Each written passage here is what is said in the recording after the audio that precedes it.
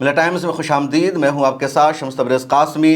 Waste Bengal में ममता बनर्जी की हुकूमत का अब खात्मा हो चुका है और बीजेपी का इक़्तिदार वहां शुरू हो गया है। शुवेंदु अधिकारी वेस्ट बंगाल के नए चीफ मिनिस्टर बन चुके हैं। उन्होंने अपने ओहदे का हलफ भी ले लिया है। ये वही शुवेंदु अधिकारी हैं जो एक ज़माने में ममता बनर्जी के राइट हैंड होते थे, उनकी पार्टी के सबसे बड़े नेता कहलाते थे और आज ममता बनर्जी की जगह उसी कुर्सी पर खुद शुवेंदु अधिकारी बैठ चुके हैं। शुवेंदु अधिकारी का क्या इतिहास है, क्या तारीख है, इसके बारे में आगे हम जानेंगे। शुवेंदु अधिकारी की कुछ पुरानी वीडियो भी सोशल मीडिया पर वायरल हो रही है। वज़ीर-ए-आज़म नरेंद्र मोदी की भी वीडियो वायरल हो रही है। उनके भी चाहने वाले अब पीएम मोदी पर सवाल उठा रहे हैं कि कैसी आइडियोलॉजी थी, ये कैसा नज़रिया था कि चीफ मिनिस्टर बनाने के लिए या बंगाल में हुकूमत करने के लिए आपने ममता बनर्जी जैसे शख्स को ही अपना लीडर चुन लिया। ममता बनर्जी की पार्टी से ताल्लुक़ रखने वाले को ही आपने वेस्ट बंगाल का चीफ मिनिस्टर बना दिया। उधर वेस्ट बंगाल की पुलिस ने, इंतज़ामिया ने अब सच बोलने वालों को, सच लिखने वालों को डराना शुरू कर दिया है, धमकाना शुरू कर दिया है।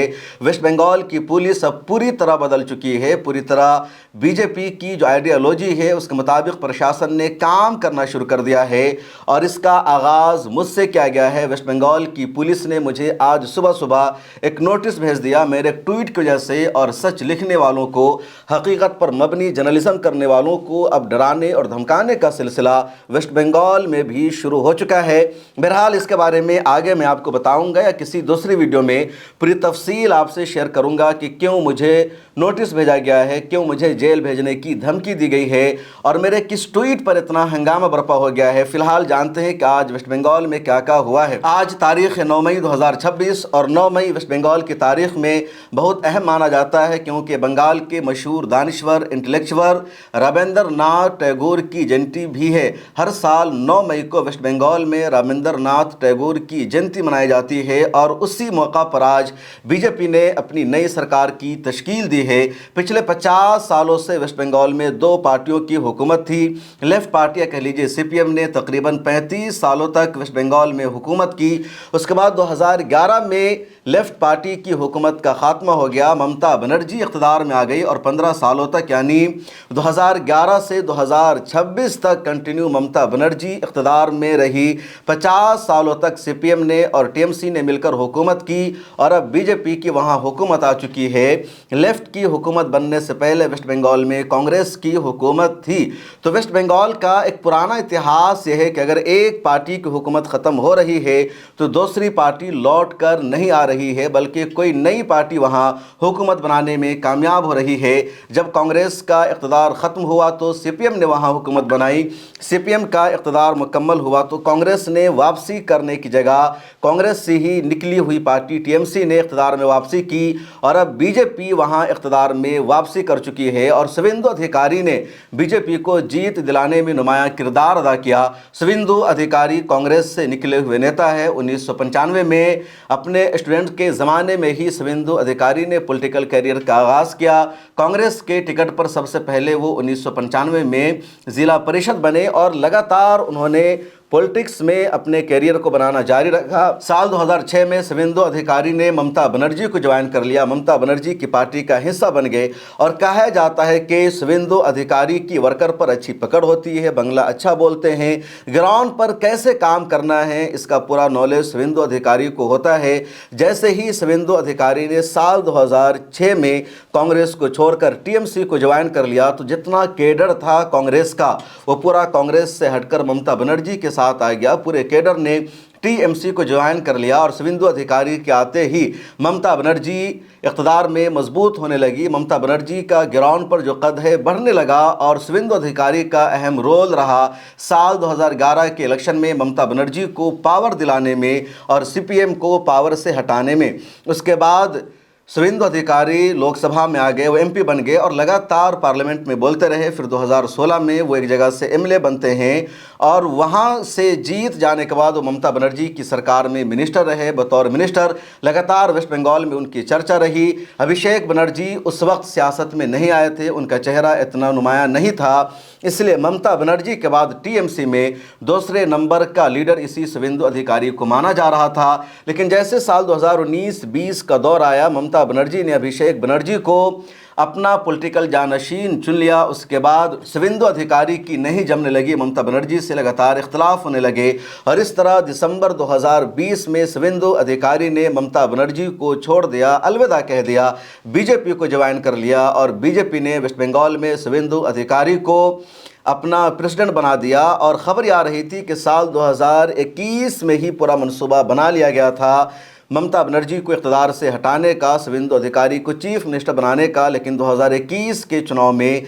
बीजेपी वेस्ट बंगाल में कामयाब नहीं हो सकी। लेकिन वेस्ट बंगाल में बीजेपी ने हिम्मत नहीं हारी, बीजेपी की लड़ाई जारी रही और साल 2026 का जब रिजल्ट आया तो ममता बनर्जी को सिर्फ 80 सीटों पर जीत मिली, 294 असेंबली सीटों में से, और 207 सीटों पर बीजेपी जीत गई है। एक सीट का फैसला अभी तक नहीं आया है, 21 मई को वहां वोटिंग होगी, उसके बाद रिजल्ट आएगा।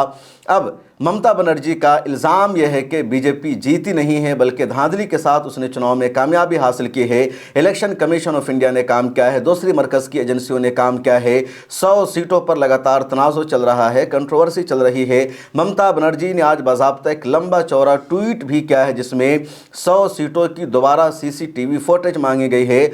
अपने ट्वीट में ममता बनर्जी ने क्या लिखा है आगे उसे जानेंगे। शुवेंदु अधिकारी की एक पुरानी वीडियो वायरल हो रही है और इसी के साथ साथ देश के वज़ीर-ए-आज़म नरेंद्र मोदी की भी एक क्लिप वायरल हो रही है। 2016 का एक वाक़या है जब शुवेंदु अधिकारी को पैसा लेते हुए देखा गया था। कैमरा में पूरी तस्वीर रिकॉर्ड हो गई थी कि शुवेंदु अधिकारी किसी से रिश्वत ले रहे हैं और बोल भी रहे हैं कि क्या इतना ही मिला है, और वो वीडियो वायरल हो गई। महीनों तक सोशल मीडिया पर लोग उसको वायरल करते रहे। बीजेपी IT सेल ने लगातार उसके खिलाफ लिखा, कैंपेन चलाया कि किस तरह ममता बनर्जी की हुकूमत में करप्शन आम है, उनके सबसे करीबी नेता पैसा ले रहे हैं। यहां पर रुककर आप सब लोगों का शुक्रिया अदा करना भी ज़रूरी है कि आप मिल्लत टाइम्स पर भरोसा करते हैं, ट्रस्ट करते हैं, और मेरी भी जिम्मेदारी है आप लोगों को गाइड करना। अगर मार्केट में कोई अच्छा ऐप आया है जिसके ज़रिए आप अपनी इनकम को बढ़ा सकते हैं, पैसा कमा सकते हैं, तो उसके बारे में बताना। और इन दिनों मार्केट में एक अच्छा ऐप आया है जिसका नाम है मार्केट वुल्फ ऐप।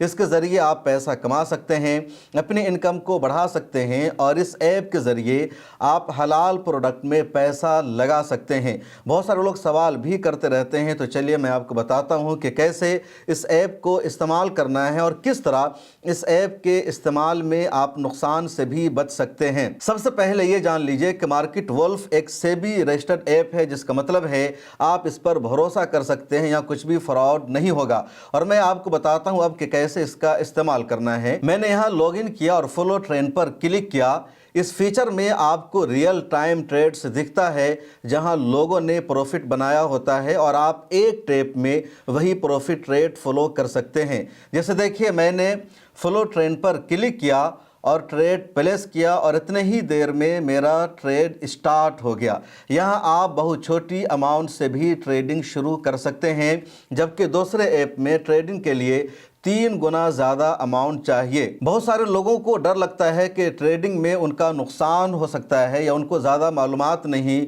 तो उसका भी यहाँ सोल्यूशन मौजूद है। और सोल्यूशन यह है कि इस ऐप में एक इनबिल्ट फीचर है जिसको स्टॉप लूज फीचर कहा जाता है। जैसे ही लूज एक सर्टेन लेवल तक पहुँचता है, ट्रेड ऑटोमेटिक स्टॉप हो जाता है ताकि ज़्यादा नुकसान आपका ना हो सके। मिसाल के तौर पर देखिए कि प्रॉफिट ट्रेंड के हिसाब से मूव कर रहा था, मैंने स्टॉप ट्रेड पर क्लिक किया और 1306 रुपये का प्रॉफिट इतने कम टाइम में बुक हो गया। मार्केट वुल्फ ऐप आपको फ्री रिकमेंडेशन भी देता है, फ्री में सलाह देता है और इसके ज़रिए आप फ़ायदा उठा सकते हैं। मिसाल के तौर पर देखिए कि इसके ज़रिए लोगों ने दिसंबर में एक दिन में 8,606 रुपये, जून में 70,668 रुपये, जुलाई में 69,696 रुपये, अक्टूबर में 58,207 रुपये का प्रॉफिट बुक किया। और इस प्रॉफिट पर मार्केट वुल्फ का कोई कमीशन भी नहीं लगता है। ये प्रॉफिट फैसिलिटी आप सिर्फ 99 रुपये के लाइफ टाइम फीस में यूज़ कर सकते हैं, सुबह 9 बजे से रात के 12 बजे तक। मार्केट वुल्फ ऐप के 20 लाख से ज़्यादा डाउनलोड हो चुके हैं और लोग इससे अपना फाइनेंशियल फ्यूचर सिक्योर कर रहे हैं। लिंक डिस्क्रिप्शन में मैंने डाल दिया है और उसको कमेंट में पिन भी कर दिया है, तो जाइए और इस ऐप को डाउनलोड कर लीजिए। कैमरा के सामने बाज़ाब्ता पैसा लेते हुए पकड़े गए हैं। वज़ीर-ए-आज़म नरेंद्र मोदी ने अपनी कई रैलियों में इसका हवाला दिया। उनकी एक रैली के क्लिप आज वायरल हो रही है सोशल मीडिया पर, आप भी सुनिए। कैमरा के सामने, टीवी कैमरा के सामने कितना लाए हो? अच्छा, लाओ लाओ, और ऐसे कुर्ते में रख देते हैं। टीवी पे देखा कि नहीं देखा आपने? और चेहरा कितना भोला भाला था, ऐसा लगता था ये तो रोज की आदत वाले लगते हैं। और कुछ लोग तो टीवी के सामने कह रहे हैं इतना कम क्यों लाए? तो कहता है दूसरे थोड़े दिन के बाद दूंगा, तो कहते हैं कि जल्दी करना। एक और कह रहा है कि भाई मुझे तो दिया लेकिन थोड़ा उनको भी दे दो, थोड़ा संभालना पड़ेगा। तो आपने सुना वज़ीर-ए-आज़म नरेंद्र मोदी की इस पुरानी क्लिप को, और इस क्लिप को आज तकरीबन सभी लोगों ने शेयर किया है। सुप्रिया श्रीनेट ने शेयर किया है, या इसी तरह जितने दूसरे लीडर्स हैं उन सब ने शेयर करते हुए लिखा कि आखिर वज़ीर-ए-आज़म नरेंद्र मोदी किस तरह अपना रंग बदल रहे हैं। कुछ लोगों ने तो भी लिख दिया कि जिस तरह अमरीकी सदर डोनाल्ड ट्रंप अपना रंग बदल रहे हैं और पीएम मोदी अमरीकी सदर को अपना दोस्त मानते हैं। हाउडी मोदी का प्रोग्राम हुआ था, तो जिस तरह ईरान के मामले में ट्रंप को रंग बदलते हुए देखा जा रहा है, करप्शन के मामले में हमारे वज़ीर-ए-आज़म नरेंद्र मोदी भी रंग बदल रहे हैं, अलग अलग अंदाज इख्तियार कर रहे हैं। कल तक वो शुवेंदु अधिकारी को सबसे बड़ा करप्ट लीडर बता रहे थे और आज उसी को उन्होंने वेस्ट बंगाल का चीफ मिनिस्टर बना दिया। तो क्या वेस्ट बंगाल की आवाम को इंसाफ मिल गया? क्या वेस्ट बंगाल में अब रिश्वतखोरी नहीं होगी? संजय राउत शिवसेना के लीडर हैं, उन्होंने भी बाज़ाब्ता प्रेस कॉन्फ्रेंस किया और प्रेस कॉन्फ्रेंस करके उन्होंने यही सवाल उठाया कि शुवेंदु अधिकारी को चीफ मिनिस्टर बनाकर आपने बंगाल के आवाम को दिया क्या है, उनके साथ आपने धोखा किया है। एक ऐसे लीडर को आपने उनका चीफ मिनिस्टर बना दिया जिस लीडर को आपने खुद कहा था कि वो करप्ट है, वो रिश्वतखोर है। भारतीय जनता पार्टी का अभिनंदन करना चाहिए, जो अपने परंपरा कभी तोड़ते नहीं। परंपरा कायम रखने में उनका हाथ कोई पकड़ेगा नहीं। पश्चिम बंगाल के जो मुख्यमंत्री का नाम की घोषणा हो गई है और शपथ लेंगे शुवेंदु अधिकारी, कुछ साल पहले यही शुवेंदु अधिकारी के खिलाफ भारतीय जनता पार्टी के लोगों ने, पूरे बीजेपी ने भ्रष्टाचार के खिलाफ मुहिम चलाई थी। यही अधिकारी के खिलाफ बहुत बड़ी एक मुहिम चलाई थी। ऑन कैमरा रिश्वत लेते हुए उनको पकड़ा था, ऑन कैमरा। और पूरे बीजेपी के ट्विटर हैंडल, सोशल मीडिया पर शुवेंदु अधिकारी चल रहा था महीनों महीने तक। कितने भ्रष्ट व्यक्ति, ये भ्रष्ट व्यक्ति के ऊपर ईडी की रेड्स हो गई। फिर ये महान व्यक्ति बीजेपी में चला गया और आज इस राज्य का मुख्यमंत्री बना दिया। तो एक भ्रष्ट व्यक्ति को मुख्यमंत्री बनाने की जो परंपरा है, वो भी बाहर से आने वाले, वो परंपरा भारतीय जनता पार्टी ने कायम रखी है। उसके लिए उसका अभिनंदन करना चाहिए। आपने सुना संजय राउत को, और भी कई लोगों ने इसी तरह का कमेंट किया है, तबसरा क्या है। और बीजेपी यहां पर फंस गई है, बीजेपी के पास कोई ऑप्शन नहीं है। दूसरी तरफ बीजेपी के जो लीडर है जश्न मना रहे हैं कि वेस्ट बंगाल में उन्होंने सरकार बना लिया है। वज़ीर-ए-आज़म नरेंद्र मोदी साहब ने सजदा रेज होकर, यानी अपने सर को उन्होंने जमीन पर टिकाया और इस तरह आवाम का शुक्रिया अदा किया कि वेस्ट बंगाल में आज़ादी के बाद पहली मरतबा हमारी सरकार बन गई है। अब ममता बनर्जी ने जो आज लंबा चौड़ा ट्वीट क्या है वो मैं आपको बता रहा हूं, जिसमें उन्होंने क्या क्या इल्ज़ाम लगाया। ममता बनर्जी का कहना है, हमने एक नहायत मुश्किल इंतखाबी चुनाव लड़ा जिसमें तकरीबन 30 लाख हकीकी वोटरों को वोटर लिस्ट से महरूम कर दिया गया। इस पूरे अमल के दौरान हमें कई सरकारी एजेंसियों और इलेक्शन कमीशन ऑफ इंडिया का रवैया शदीद जानिबदाराना महसूस, यानी वन साइडेड महसूस हुआ कि किसी एक को ये लोग सपोर्ट कर रहे थे। जमहूरी इदारे जिन्हें गैर जानिबदार और शफाफ होना चाहिए था, वो समझौता किए हुए नज़र आ रहे थे, किसी एक को सपोर्ट कर रहे थे, जिससे वेस्ट बंगाल में इंतखाबी अमल की शफाफियत, साख और गैर जानिबदारी पर संगीन सवालात खड़े हो गए हैं।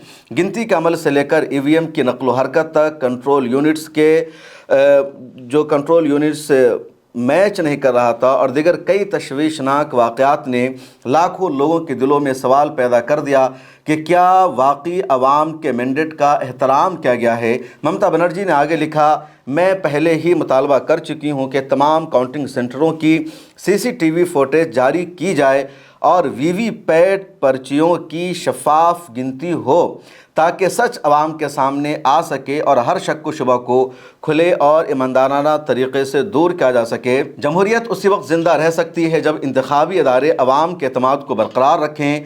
बदकिस्मती से जो कुछ हमने देखा उसने उस एतमाद को शदीद नुकसान पहुँचाया है। इस दौरान इंतखाब के बाद तशद्दुद, पार्टी के दफ्तर पर हमला, वायलेंस, कम्युनल अटैक, हमारे कारकुनों को धमकियाँ और जो सपोर्टर्स है उनको खौफ ज़दा किए जाने की खबरें लगातार सामने आई है, जो अफसोसनाक और अनएक्सेप्टेबल है, नाकाबिल कबूल है। तृणमूल कांग्रेस के कई मुखलिस वर्कर्स जिन्होंने ज़मीन पर भरपूर मेहनत की, उनको निशाना बनाया गया, उन पर हमला किया गया, उनको डर की वजह से अपने घरों से न निकलने पर मजबूर किया गया। जमहूरियत में किसी भी पॉलिटिकल वर्कर को अपने नज़रिए और अपनी जान के दरमियान इंतखाब करने पर मजबूर नहीं होना चाहिए। इस अजीम मुल्क की जमहूरी रवायत को सबसे ऊपर रखते हुए मेरे साथी और मैं तृणमूल कांग्रेस के प्लेटफॉर्म से मगरबी बंगाल की आवाम और हर उस वर्कर के साथ मजबूती से खड़े रहेंगे जिसने एक मुतसरा इंतखाबी निज़ाम के ख़िलाफ़ डट कर मुकाबला किया है। हम दिल्ली और वेस्ट बंगाल दोनों जगह एक मजबूत, बेबाक और गैर समझौता करने वाली अपोजिशन का किरदार अदा करते रहेंगे। ममता बनर्जी की क़यादत और रहनुमाई में जमहूरियत, आइनी अक़दार और आवाम के हुकूक़ और वक़ार के तहफ़्फ़ुज़ की हमारी जिद्दोजहद बग़ैर किसी खौफ और बग़ैर किसी समझौते के भी जारी रहेगी। मैं तमाम तृणमूल कारकुनों, यानी वर्कर्स और सपोर्टर्स से अपील करती हूँ कि इस मुश्किल वक्त में वो मुत्तहिद रहें, मजबूत रहें। अगर किसी के साथ चुनाव के बाद तशद्दुद, धमकी या हरासानी का वाक़ा पेश आया हो तो मुझसे या DM के ज़रिए रब्ता करे। मैं अपनी पूरी सलाहियत के साथ उनकी हिफाजत और सलामती को यकीनी बनाने और हर मुमकिन कानूनी व जमहूरी रास्ता इख्तियार करने की कोशिश करूँगी। मैं इस जिद्दोजहद में तृणमूल वर्कर और सपोर्टर के शाना बशाना खड़ी रहूँगी ताकि सच सामने आए और दोनों हुकूमतें वाकई वेस्ट बंगाल के अवाम के मफाद में काम करें। जय बंगला, जय हिंद। ये ममता बनर्जी का पूरा लेटर है, कह लीजिए पूरा ट्वीट है, जिन्होंने आज तकरीबन दिन के 10-11 बजे लिखा और ठीक उसी टाइम पे उधर शुवेंदु अधिकारी वेस्ट बंगाल के चीफ मिनिस्टर बने और ममता बनर्जी ने ये लेटर लिख दिया। अब शुवेंदु अधिकारी वेस्ट बंगाल के चीफ मिनिस्टर बन गए। शुवेंदु अधिकारी की मुसलमानों के ताल्लुक से भी कुछ पुरानी वीडियो वायरल हो रही है जिसको शेयर किया जा रहा है। हालांकि इस चुनाव को जीतने के बाद तो शुवेंदु अधिकारी ने ऐसा बयान नहीं दिया, लेकिन कुछ दिनों पहले ही उन्होंने एक बयान दिया था और कहा था कि जिस तरह गजा में मुसलमानों को मारा जा रहा है उसी तरह यहाँ भी होना चाहिए। आप इस वीडियो को सुनिए। सबक सिखाना चाहिए, जैसे इजराइल सिखाया गाजा में। ये शुवेंदु अधिकारी का बयान है। हालांकि कुछ लोग मानते हैं कि शुवेंदु अधिकारी की तरबियत कांग्रेस में हुई है। शुवेंदु अधिकारी ममता बनर्जी के सबसे नुमाया चेहरा रहे हैं और अब बीजेपी उन्होंने 6 साल पहले ज्वाइन कर लिया, इसलिए शुवेंदु अधिकारी के कामकाज में कुछ फ़र्क पड़ेगा दूसरे नेताओं के मुकाबले में, लेकिन इसकी कोई गारंटी नहीं दी जा सकती है। शुवेंदु अधिकारी ने भगवा रंग का कपड़ा पहनकर हलफ लिया, बंगला ज़ुबान में हलफ लिया और लगातार जो बीजेपी की आइडियोलॉजी है उसके साथ खड़े नजर आ रहे हैं। कहीं पर उन्होंने कोई कंप्रोमाइज़ नहीं किया है। जिस तरह हेमंता बिस्वा शर्मा की मिसाल दी जाती है कि हेमंता बिस्वा शर्मा कांग्रेस को तोड़कर बीजेपी में आए थे, कांग्रेस का पूरा कैडर बीजेपी में लेकर आ गए और इस वक्त हेमंता बिस्वा शर्मा बीजेपी के तमाम चीफ मिनिस्टर्स में, तमाम नेताओं में सबसे ज़्यादा मुस्लिम मुखालिफ माने जाते हैं। मुसलमानों के खिलाफ जहर उगलने में वो नंबर 1 माने जाते हैं। अब कहा जा रहा है कि शुवेंदु अधिकारी भी यही करेंगे, क्योंकि शुवेंदु अधिकारी को प्रूफ करना होगा, साबित करना होगा कि वो बीजेपी के साथ हैं। आरएसएस की जो आइडियोलॉजी है उससे अपने आप को उन्होंने अलग नहीं किया है। बीजेपी के जो चीफ मिनिस्टर होते हैं, एक बात उनको बताई जाती है कि आपको एंटी मुस्लिम दिखना है, मुसलमानों से राब्ता नहीं रखना है, मुसलमानों के खिलाफ कुछ न कुछ करते रहना है, बोलते रहना है। तो शुवेंदु अधिकारी भी इस पर अमल करेंगे, क्योंकि अगर वो ऐसा नहीं करेंगे तो उनके खिलाफ अंदर से आवाज़ उठने लगेगी। अगली मर्तबा चीफ मिनिस्टर बनना मुश्किल हो जाएगा। ये मान लिया जाएगा कि ये बीजेपी के चीफ मिनिस्टर होने के बावजूद भी बीजेपी की आइडियोलॉजी के मुताबिक सरकार चलाने के बजाय ममता बनर्जी की आइडियोलॉजी के मुताबिक सरकार चला रहे हैं या कांग्रेस की आइडियोलॉजी के मुताबिक सरकार चला रहे हैं। और शुवेंदु अधिकारी ने अभी से इसको प्रूफ करना शुरू कर दिया है। अब देखिए कि शुवेंदु अधिकारी को आज से पहले कभी भी भगवा रंग का कपड़ा पहने हुए देखा नहीं गया, लेकिन आज उन्होंने इस कपड़े का इंतखाब किया, दूसरी चीज़ों का इंतखाब किया। भगवा रंग का कपड़ा पहनने पर किसी को कोई एतराज़ नहीं होना चाहिए, लेकिन एक जहनियत होती है, एक मैसेज देना होता है और कई मरतबा ड्रेस से मैसेज दिया जाता है, खामोशी के साथ मैसेज दिया जाता है, कुछ नारे लगाकर मैसेज दिए जाते हैं। और शुवेंदु अधिकारी ने एक मैसेज दे दिया है कि किस नहज पर वो सरकार चलाने वाले हैं। मैंने बताया आपको कि जब वो तमाम लोगों से मिलते हुए आगे बढ़ते हैं और योगी आदित्यनाथ से मिलते हैं तो सामने से कुछ ज़्यादा शोर होता है, हंगामा होता है और ये सब मैसेज होता है कि वेस्ट बंगाल की सरकार किस तरह चलेगी। जैसे ही बीजेपी की जीत का ऐलान हुआ, पूरे वेस्ट बंगाल में लगातार वायलेंस जारी है, तशद्दुद जारी है और चुन चुन कर टीएमसी के दफ्तरों को आग लगाया जा रहा है। कई जगह मुसलमानों की दुकानों को बुलडोज़र से तोड़ दिया गया है, बुलडोज़र के ज़रिए कार्रवाई की गई है। उसके अलावा एक दो मस्जिद और मदरसा पर भी पथराव के वाक़ात पेश आए हैं। खुद मुझे बंगाल पुलिस ने नोटिस भेज दिया और सिर्फ इस वजह से कि मैंने ट्विटर पर एक वीडियो को पोस्ट कर दिया था और उसमें लिखा था कि सीआरपीएफ के जवान खड़े हुए हैं और वहाँ पर पत्थरबाजी हो रही है। वेस्ट बंगाल की पुलिस का कहना है कि इससे सीआरपीएफ पर लोगों का भरोसा कम होगा। इस तरह का ट्वीट नहीं होना चाहिए, इससे वायलेंस भड़क सकता है और मुझसे कहा गया कि आपके खिलाफ एक्शन लिया जा सकता है, ट्वीट आपको डिलीट करना होगा। तो ये रियलिटी है, ये सच्चाई है। इस वीडियो में इतना ही। वेस्ट बंगाल की सरकार कैसी होगी, शुवेंदु अधिकारी कैसे चीफ मिनिस्टर बनेंगे, क्या ये भी हेमंत बिस्वा शर्मा की तरह बीजेपी में नंबर 1 बनने की कोशिश करेंगे या ये देश के आइन के मुताबिक, कॉन्स्टिट्यूशन के मुताबिक सरकार चलाएंगे, ये फैसला खुद शुवेंदु अधिकारी करेंगे। नरेंद्र मोदी ने तो जीत के दिन कहा था कि बदले की सियासत नहीं बल्कि बदलाव की सियासत है।